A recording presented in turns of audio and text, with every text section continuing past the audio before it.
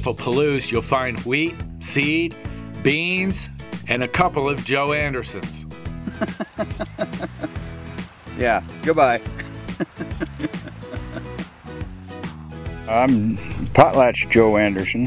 There are two Joe Andersons involved in the wheat industry. I'm on the Idaho Wheat Commission, and Genesee Joe is on Idaho Grain Producers Executive Board, and so we share each other's mail from time to time, but we work pretty well together. Potlatch Joe may share a name, but he's an original.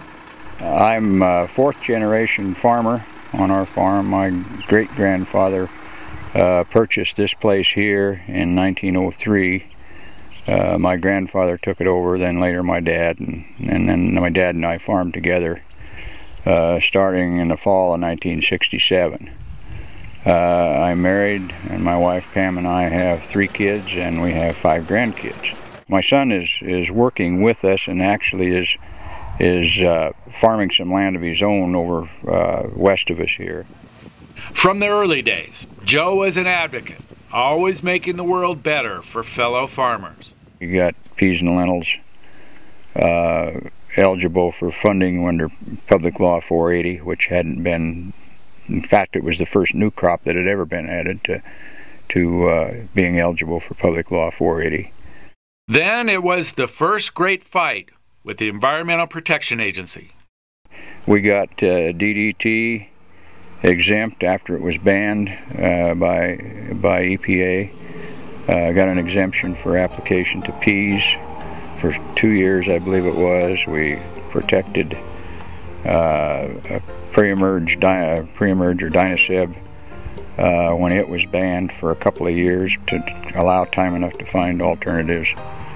And so I guess that over time I had exposure to working on, the various facets of what government can either help or hinder. Joe thinks farmers need to arm themselves with education.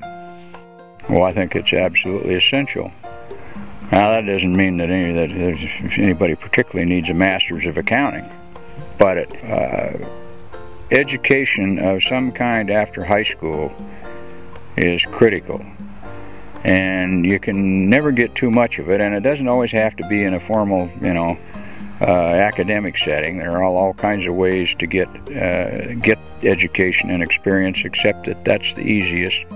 We need all the people with scientific and economic background that we can get, because a whole lot of the issues that we face in agriculture and as a population as a whole, if we had a better understanding of how science really works and economics really work, we wouldn't have some of the issues that we have in this country. They'd go away. Anderson says we live in troubled times. Not many people understand the challenges farmers face. Add environmental interests, and you got trouble. It's been my experience that many of these advocacy groups aren't bound by telling the truth.